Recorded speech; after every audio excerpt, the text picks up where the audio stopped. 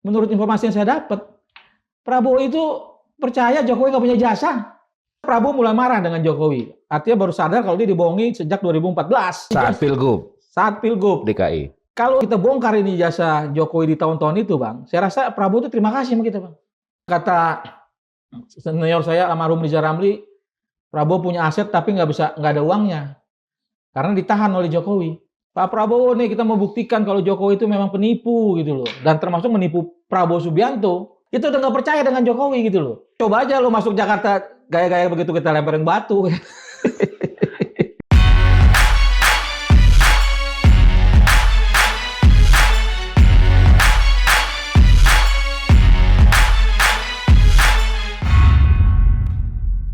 Assalamualaikum warahmatullahi wabarakatuh. Sobat Madilog, alhamdulillah Margi Sarif hadir kembali menemani Anda, dan di episode kali ini kami akan kembali berbincang dengan salah seorang tersangka kasus ijazah palsu Jokowi yang beberapa hari yang lalu melaporkan sejumlah pihak terkait kasus tersebut ke Bareskrim Polri. Langsung saja saya sapa Rustam Effendi Piliang. Bang Rustam, terima kasih. Waalaikumsalam warahmatullahi wabarakatuh. Bang, siapa saja yang dilaporkan dan apa alasan melaporkan mereka?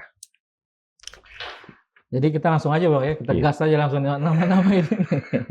Jadi yang kami laporkan itu bersama Kang Rizal Fadilah, Bang Heru, dan saya melaporkan yang namanya pertama itu Joko Widodo. Kedua itu Eko Sulistyo, mantan Ketua KPUD Solo, yang sempat menjabat Komisaris PLN, dan lain-lain gitu loh. Dan yang ketiga ini yang hari ini masih punya jabatan penting di pemerintahan rezim Prabowo, yaitu Pratikno. Nah, ini nama ini benar-benar lincah nih, dari jalannya kan lincah gitu, Bang. Artinya gerakan-gerakan dia untuk nutupin ijazah ini lincah nih, Bang. Nah, kenapa saya laporkan mereka-mereka ini? Nah, karena kasus-kasus ini kan makin berkembang nih, Bang. Dan akan dilimpahkan katanya P21 yang sampai hari ini ya masih belum, menurut saya masih belum masuk P21-nya gitu loh. Nah, untuk menangkal ini sesuai dengan pelaporan kami TPUA beberapa tahun yang lalu yang dinyatakan kalau itu katanya identik ijazah Jokowi itu dan kasusnya ditutup, ya makanya saya sodorkan lagi nama ini. Ketika polisi bilang ini identik, dinyatakan asli, nih saya tongolin orangnya nih. Berani periksa nggak gitu? Nah, jadi saya ingin supaya polisi itu benar-benar bekerja untuk membuat keadilan gitu loh, Bang, kebenaran, bukan perintah pesanan. Hari ini saya melihat polisi ini perintah pesanan gitu loh, Bang. Kenapa kasus laporan kami begitu cepatnya ditutup, sedangkan laporan Jokowi begitu cepatnya maju, sehingga saya hari ini dijadikan tersangka. Nah, inilah salah satu perlawanan saya terhadap yang namanya Joko Widodo ini. Saya sodorkan nama-nama ini yang kami duga kuat, memang ini orang terlibat. Dan mereka-mereka ini memang dari awal sangat dekat dengan Jokowi. Yang kita lihat, Pratikno pada tahun sekitaran 2000, ketika Jokowi menjabat wali kota, dia sempat jadi rektor, dan naik terus, sampai hari ini mempunyai jabatan penting juga di UGM. Nah, artinya, ini memang orang ini melakukan sesuatu, setelah itu dipasang untuk menjaga Jokowi. Agar apa? Agar ijazah ini tidak terbuka gitu loh. Yang menarik buat saya, ketika polisi menyatakan di KPU juga ada ijazahnya, yang menurut analisa Mas Roy agak ada perbedaan antara KPUD Solo, DKI, dan Jakarta. Nah, dari sini saya menyimpulkan ijazah ini jangan-jangan dibuat bukan cuma sekali gitu loh. Berkali-kali gitu loh. Nah, ketika dilemparkan isunya ada watermark, dibuat watermark. Emboss dibuat emboss. Nah, artinya apa? Artinya ijazah ini ada yang buat kalau menurut saya, Bang. Nah, inilah orang-orang yang saya sebutkan ini di Bareskrim harus dipanggil. Bener nggak apa yang saya katakan? Dan beberapa kawan-kawan lemparkan isu itu. Ketika polisi berani itu, ya nanti kita sodorkan lagi siapa orang-orang yang di belakang ini yang menyatakan orang-orang yang terlibat. Nah, makanya kami melaporkan Dumas supaya polisi bekerja mencari. Nah, kita lihat nanti ke depannya apakah polisi itu berani bekerja untuk mencari pembuat ijazah itu, apakah hanya selembar kertas yang dinyatakan kata UGM ini UGM mengeluarkan. Padahal, Bang, kita lihat Jokowi ini ketika 10 tahun berkuasa kan begitu hebatnya, Bang. Sampai yang namanya TNI aja bawa pentungan, Bang. Bukan bawa senjata waktu itu kan. Nah, artinya Jokowi bisa melakukan apa aja. Jangan cuma bikin selembar kertas, Bang. Membunuh orang aja Jokowi berani, Bang. Oke. Bang Rustam, apa respon Barreskrim Polri? Saat itu kami hanya mengajukan, kami dapat tanda terima dari sana, yang artinya nanti mungkin sekian hari lagi atau sekian minggu lagi kita akan dorong lagi untuk menanyakan apakah ini ditindaklanjuti atau nanti kami kasih lagi data-data tambahan untuk memperkuat apa yang telah kami berikan kepada Mabes Polri gitu. Oke, Bang Rustam, dari 3 orang yang dilaporkan, Jokowi, Eko Sulistyo, dan Pratikno dalam kasus pembuatan ijazah palsu ya? Iya. Oke. Menurut Bang Rustam, di antara 3 orang ini siapa yang menjadi dalangnya? Kalau pemikiran saya, Bang, dalangnya udah pasti Jokowi.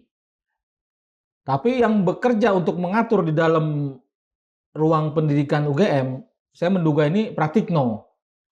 Sedangkan yang melakukan di garis bawah ini, di lapangan ini Eko Sulistyo melalui jaringan-jaringan dia yang sampai di Pasar Pramuka.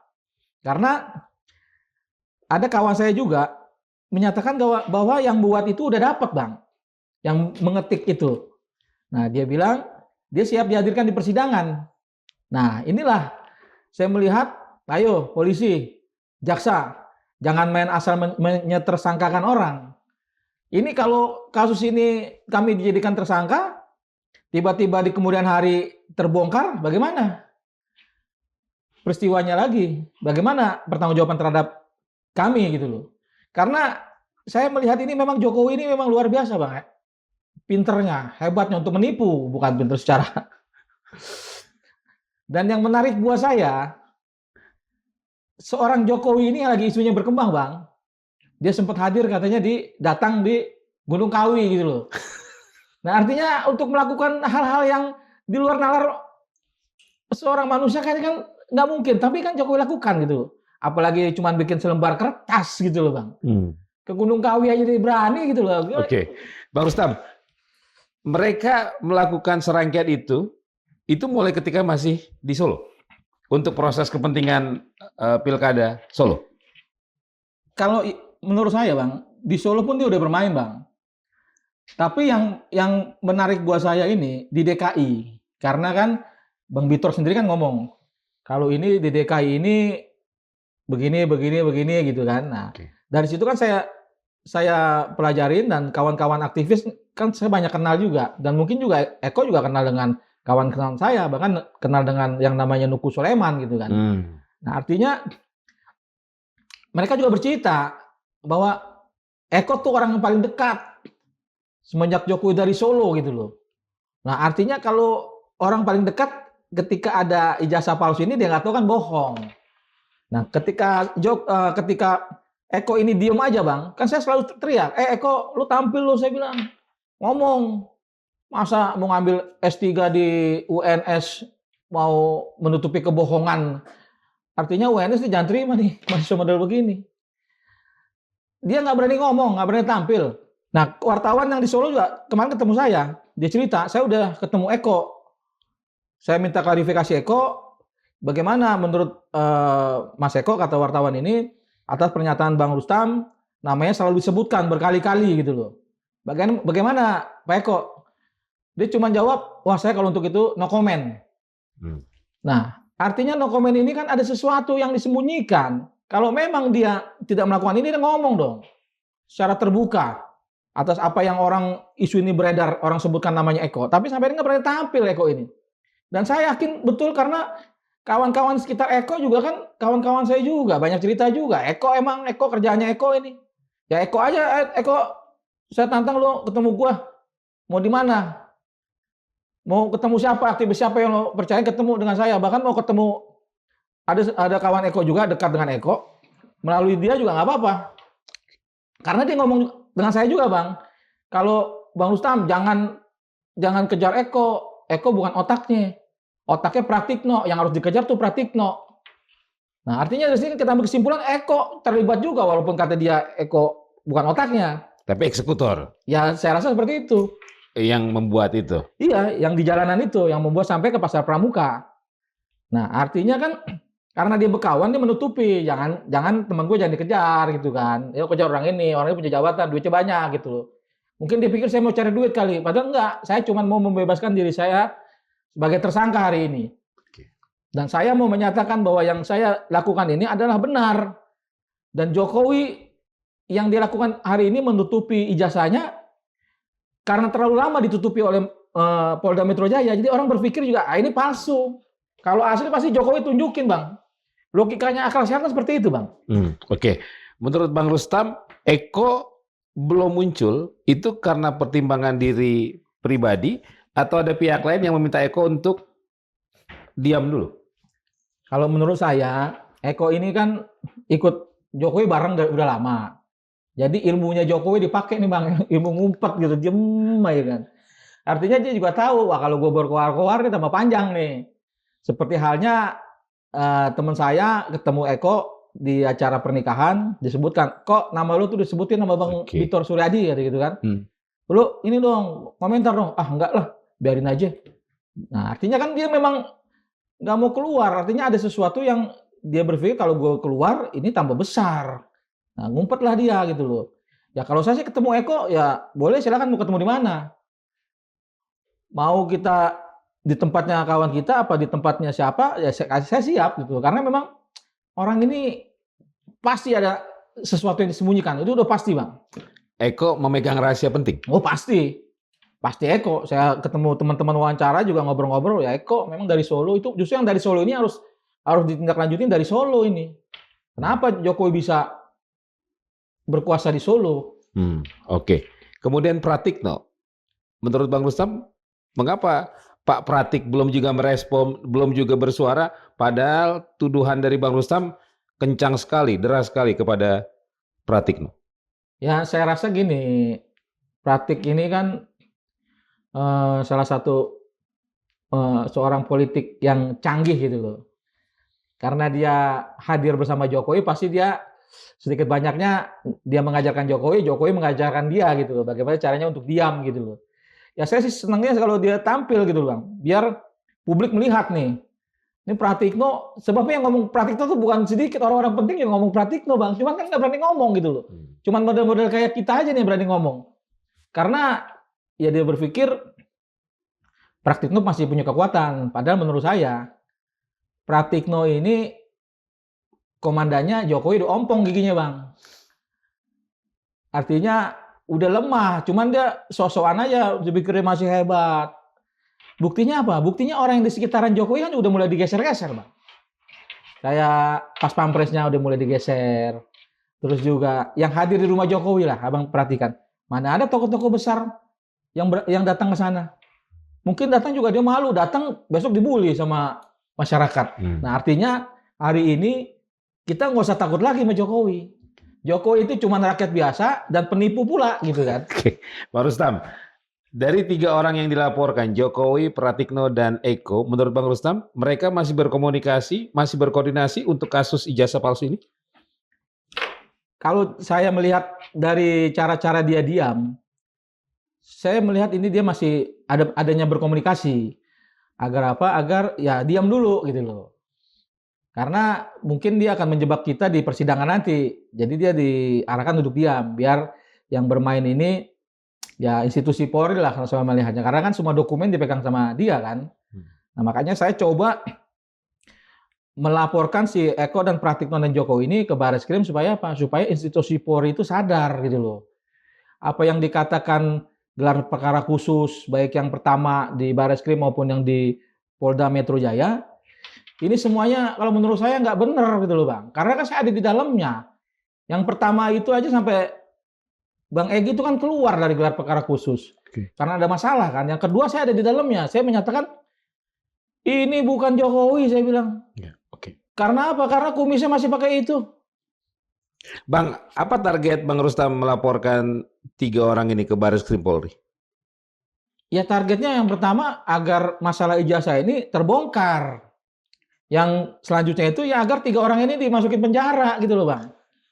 Jangan dia mau mengkriminalisasi kita. Orang-orang kayak kita ini kan tiap hari di jalanan, teriak-teriak buat belain rakyat gitu loh. Kalau orang-orang ini kan kita lihat hartanya begitu banyaknya. Dari mana kalau nggak maling? Kalau kita kan bukan maling. Jadi yang harus dipenjara ini mereka gitu loh. Itu saya mau membuktikan kepada rakyat. Nih, mereka ini udah maling, penipu pula. Ah, itu yang kita mau tunjukkan. Diadili. Diadili, harus ditangkap dan diadili. Sesuai juga perjuangan kita dari dulu tuh Pak, untuk menangkap dan mengadili Jokowi. Sampai hari ini kan belum bisa gitu kan. Nah, mungkin dari kasus ijazah ini, saya berharap Jokowi memang diadili. Walaupun nanti keputusan lain, tapi dia paling tidak dia masuk dalam pengadilan. Rakyat melihat dia dalam kursi persidangan. Saya rasa yang senang tuh banyak, bukan cuma rakyat biasa. Saya rasa orang-orang di sekitar Jokowi juga senang Jokowi diadili gitu Bang. Terutama kasus-kasus yang besar hari ini kan, banyak kasus di mana ini menterinya Jokowi hari ini dimasukin penjara.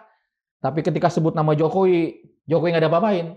Saya rasa juga keluarga-keluarganya, kawan-kawannya, bahkan dia sendiri juga marah juga sama Jokowi, menunggu persidangan Jokowi ini saya rasa.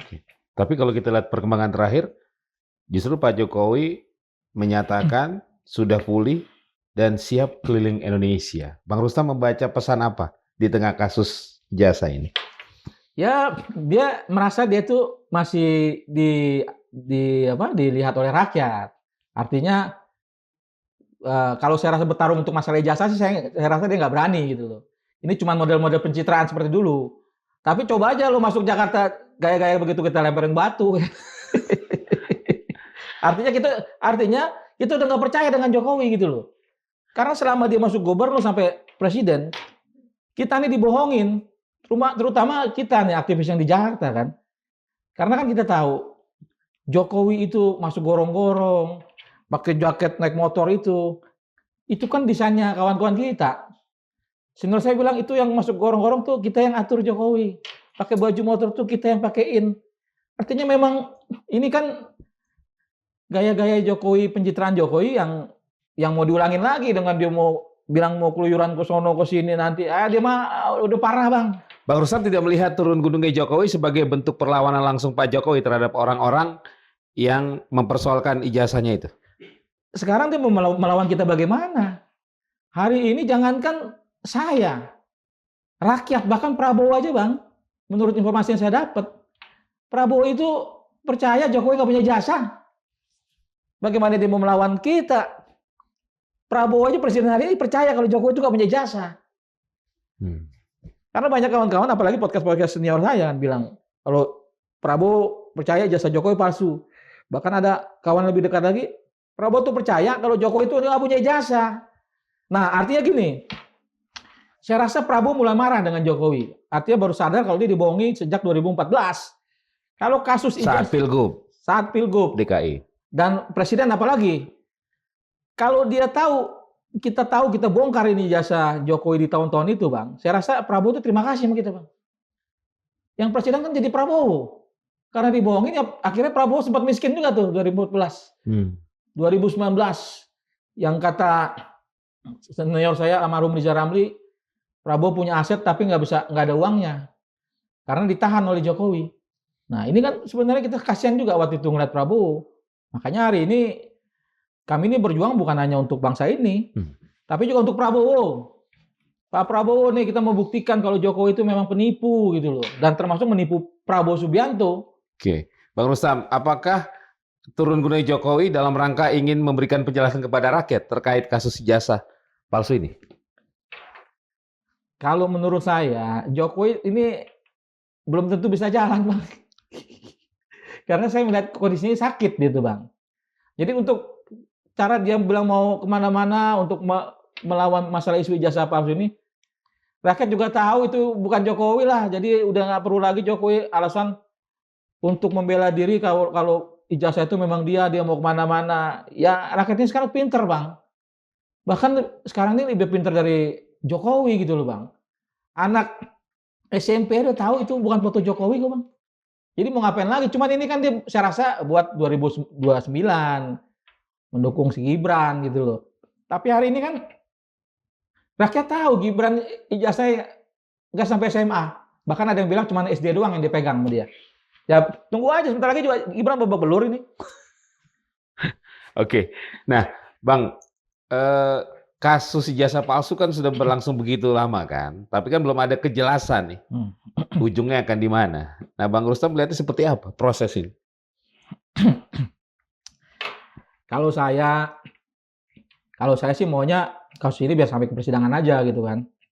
Tapi kan ada kawan-kawan yang Rosuryo, Dr. Tifa minta supaya ini dihentikan karena banyak melanggar hukumnya gitu loh. Ya saya setuju juga. Tapi setelah ini ditutup Bang, ini harus masuk lagi kerana pelaporan terhadap ijazah Jokowi gitu loh. Jangan lagi terhadap kasus kami yang katanya pencemaran nama baik dan lain-lain gitu loh Bang. Ya majuin aja. Kita tantang sampai pengadilan lah. Seolah-olah kalau mereka bilang, wah Jokowi kan siap, alah nggak akan berani dia itu, penipu, bagaimana mau berani maju pengadilan.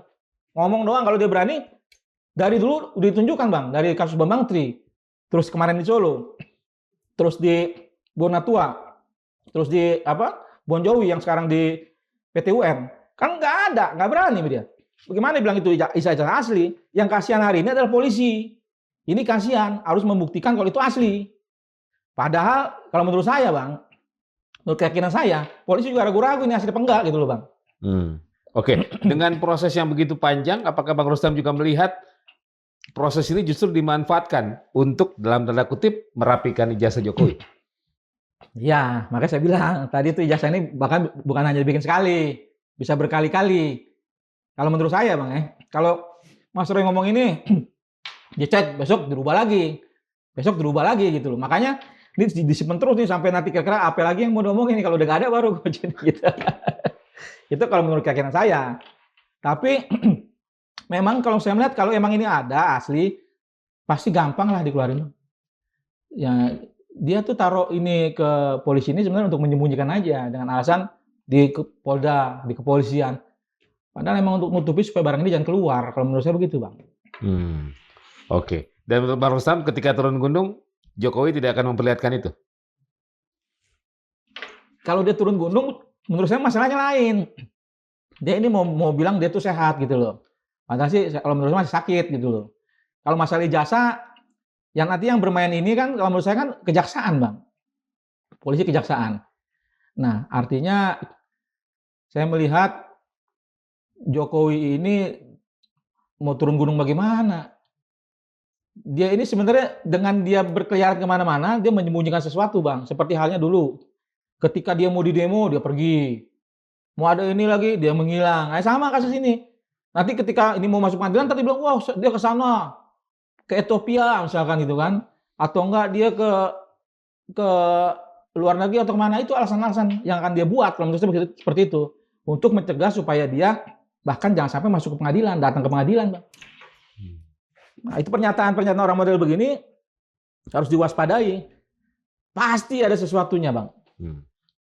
Bang, laporan ke Barreskrim kan bisa diterima, ditindaklanjuti, atau sebaliknya. Ya. Bang Rustam melihat Barreskrim kali ini akan memproses laporan Bang Rustam dan kawan-kawan? Kalau saya melihatnya nggak bakalan. Tapi saya mau membuka mata rakyat, mata publik. Inilah institusi Polri yang kita punya hari ini. Dia tidak bekerja sebagaimana mestinya. Tapi kalau dia berani melakukan ini, saya ajungkan jempol gitu loh. Berarti kalau menurut saya, polisi harus digaji 3 kali lipat. Kalau memang dia berani. Tapi kalau dia nggak berani, ya inilah Kepolisian Republik Indonesia hari ini. Dia bekerja bukan untuk kepentingan bangsa, bukan untuk keadilan, tapi untuk kepentingan seorang Joko Widodo. Yang memang kita tahu Joko Widodo ini pembohong besar gitu loh, penjahat. Bahkan ketika dia mau jadi presiden pun banyak cara yang dihalalkan gitu loh. Jadi menurut saya tidak layak Jokowi harus dilindungi hari ini. Oke. Nah yang jadi persoalan institusinya atau Kapolri-nya? Kalau institusi itu kan perintah atasan Bang. Artinya di mana-mana institusi pasti baik Bang. Tapi kalau komandannya nggak benar ya di bawahnya ikut nggak benar. Artinya saya melihat ada kepentingan Kapolri hari ini untuk melindungi Jokowi. Nah makanya saya minta pada forum ini supaya Kapolri itu harus berubah gitu loh. Kapolri hari ini adalah bukan Kapolrinya Jokowi. Kapolri hari ini adalah Kapolri rakyat Bang. harus berpihak untuk kebenaran dan keadilan. Kalau memang Jokowi ijazahnya palsu, kan bukan berarti Pak Listio ijazah palsu juga. Justru kalau Pak Listio melindungi Jokowi yang berijazah palsu, jangan-jangan orang berpikir, jangan-jangan nih Kapolri kita nggak benar juga ijazahnya. Nah makanya saya minta Pak Kapolri jangan melindungi Joko Widodo. Joko Widodo itu udah selesai. Polisi hari ini yang kita cintai adalah polisi rakyat. Profesional. Jadi jangan sampai untuk kepentingan seorang Jokowi merusak semua institusi Polri. Kasihan di bawah-bawah ini Bang, polisi-polisi yang di bawah ini. Yang dia berniat baik untuk mengabdi kepada negara, ketika pimpinannya nggak bener, kan dia juga nggak dapat apa-apa, cuma dapat cemooh aja dari rakyat. Nah inilah yang harus dipikirkan oleh Kapolri hari ini, agar kasus ijazah Jokowi, kalaupun memang dia ijazahnya palsu, harus dibilang palsu. Tapi kalau menurut saya jangan juga Jokowi ditangkap Bang. Kasihan juga. Cukup diungsikan aja dari Republik ini. Begitu Bang. Oke, berarti laporan Bang Rustam dan kawan-kawan ke Barreskrim Polri terhadap Jokowi, Pratikno, dan Eko Listio bisa menjadi salah satu indikator juga ya, bahwa reformasi Polri jalan atau tidak? Betul. Itulah yang cuman saya bisa harapkan dari hati saya, karena saya melihat kalau polisi menjalani apa yang kita laporin kayaknya agak berat. Ya saya cuman membuka mata aja polisi supaya ayolah lu bisa melakukan sesuatu kok untuk negara ini gitu loh. Jangan sampai negara ini rusak gara-gara cuma satu orang gitu loh Bang. Ya saya berharap polisi tidak seperti yang saya bayangkan lah. Kawan-kawan bayangkan lah. Polisi hari ini adalah polisi bukan partai coklat. Bukan polisi yang dulu Jokowi pimpin menjadi partai coklat. Hari ini polisi harus berubah. Sesuai apa yang diarahkan Pak Prabowo Subianto gitu loh. Pengen institusi Polri TNI ini menjadi lebih baik gitu loh Bang. Karena tahun 98 itu Bang, saya kan juga ada di dalam lingkaran aktivis 98. Pergerakan. Artinya dipisahkan TNI dengan Polri ini agar polisi lebih baik gitu loh. Jangan sampai polisi hari ini lebih gawat dari militeristik. Seperti itu. Jadi berubahlah supaya kita hidup bernegara ini sama-sama menikmati Bang, hidup di negara kita yang kita cintai ini. Jangan sampai gara-gara satu orang, misalkan Kapolrinya atau Jokowinya, institusi Polri jelek namanya. Mungkin kedepannya rakyat akan berpikir udah nggak usah ada polisi lah, Salpo PP aja, gitu Bang. Bang, ini kita ingin tahu juga nih, selama proses wajib lapor atau pemeriksaan ya, Bang Rustam menangkap penyidik yang menangani kasus ijazah polisi ini sebenarnya mereka atmosfernya seperti apa? Apakah mereka merasa karena ini tekanan dari atasan atau mereka tetap berusaha untuk profesional? Ya kalau saya melihatnya memang ini ada tekanan dari atas. Seperti awalnya juga saya diperiksa di Barreskrim, saat itu saya udah bilang, ini masalah politik kepada penyidik. Jadi saya udah mencurigai akan seperti kejadian hari ini. Ternyata benar. Dan di Polda juga seperti itu Bang. Sebenarnya kalau penyidik kan baik-baik Bang. Artinya dia, tapi kan perintah atasannya untuk mengkriminalisasi kita kan. Dengan dia baik, saya nggak tahu apa itu pura-pura baik atau benar-benar baik gitu loh. Tapi artinya memang kasus ijazah ini dibuat menjadi ruwet sekali gitu kan. Sebenarnya kan masalah yang gampang aja gitu loh. Ya karena saya paham karena ini ijazah seorang Jokowi, mantan presiden, ilegal kalau menurut saya. Ketika ijazah ini dia tidak berani buktikan ini asli, menurut saya ini presiden ilegal Bang. Presiden ilegal? Iya. Karena dia kan sampai hari ini masih menyembunyikan ijazahnya. Dan saya menuntut ijazah itu untuk dibuktikan. Tapi sampai hari ini kan nggak pernah tuh dikasih lihat nih ijazah saya yang asli. Yang UGM punya, ada embosnya. Yang foto dia kan nggak ada. Di Barreskrim dia cuma kasih lihat jarak 1 meter, nggak boleh dipegang. Nggak boleh difoto.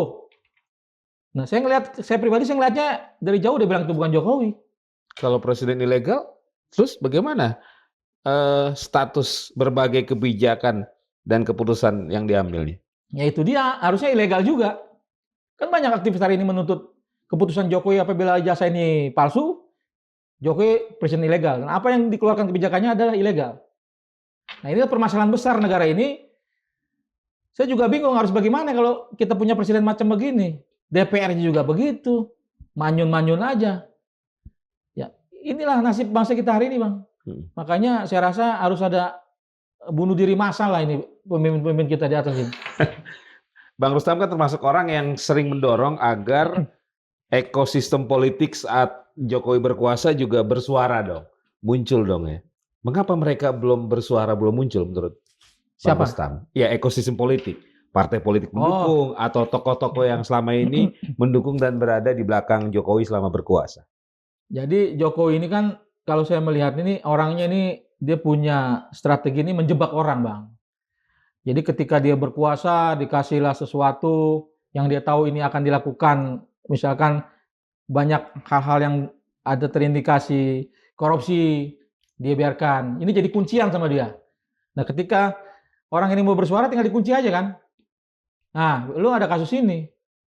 Nah, ada kasus ini. Nah, itulah yang hari ini saya melihat banyak tokoh-tokoh besar, ketua-ketua partai, anggota-anggota dewan yang mulutnya terpasung, Bang.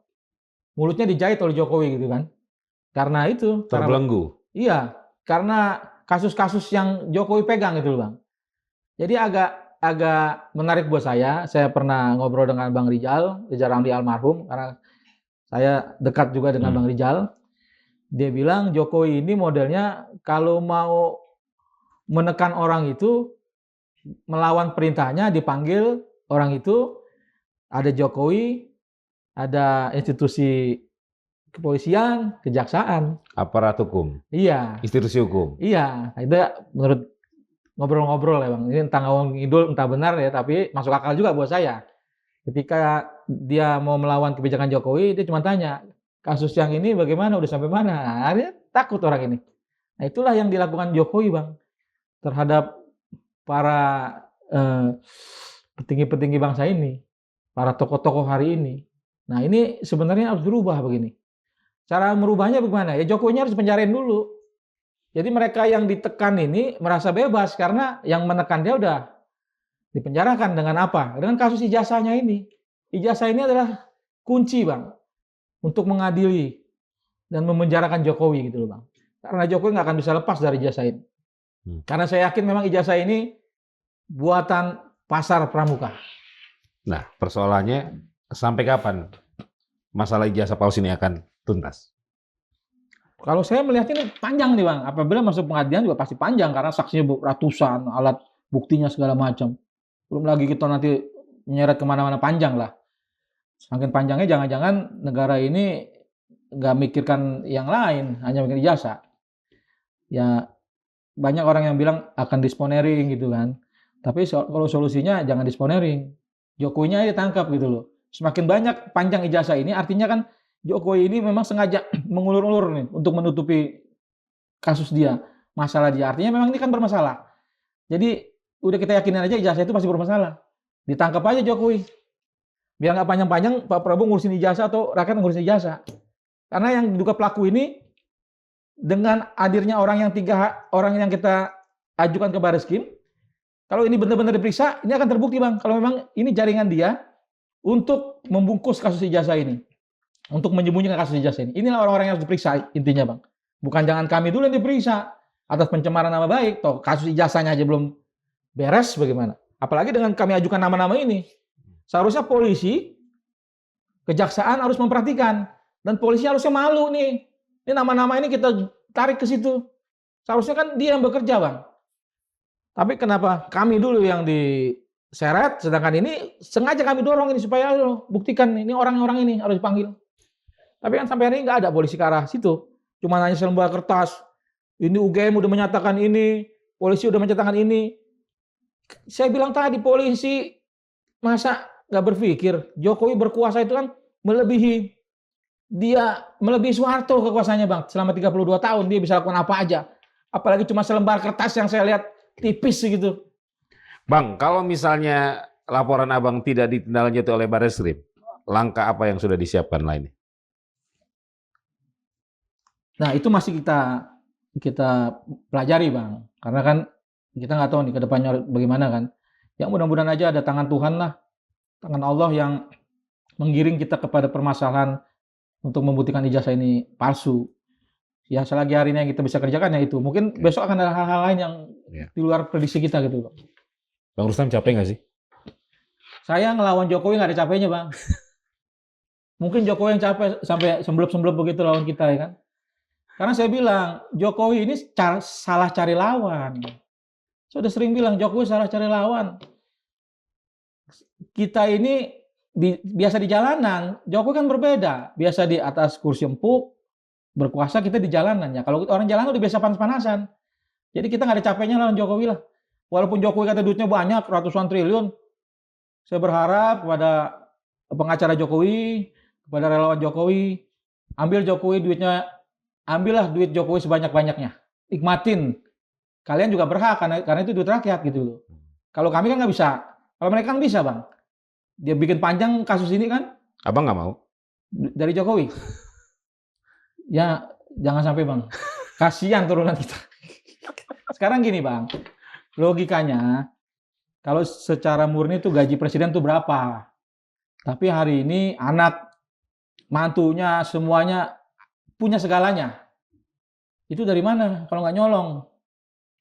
Ya artinya pasti ada korupsi di situ. Jadi anak-anak Jokowi, mantu Jokowi, kita tahu kok itu duit dari mana gitu. Nggak mungkin gaji presiden bisa lo beli partai, bisa bikin segala macam. Nggak mungkin kalau nggak nyolong. Artinya Jokowi terlibat korupsi. Cuman belum waktunya aja yang kita bongkar kan itu. Oke, Bang Rustam, terima kasih. Sobat Madilog, demikian tadi perbincangan saya bersama Rustam Effendi Piliang, aktivis yang saat ini juga masih berstatus tersangka ya dalam kasus ijazah palsu Jokowi, di mana dalam perkembangan terbaru Bang Rustam dan sejumlah tersangka lainnya melaporkan 3 pihak dalam kasus dugaan pembuatan ijazah palsu Jokowi, yakni Pak Jokowi sendiri, kemudian Pak Pratikno dan Eko Sulistyo, di mana 3 orang tersebut dinilai sebagai orang yang paling tahu terkait proses pembuatan ijazah palsu Jokowi. Kita tunggu saja perkembangannya, semoga bermanfaat. Saya Margi Sari pamit. Wassalamualaikum warahmatullahi wabarakatuh. Bang Rustam, terima kasih.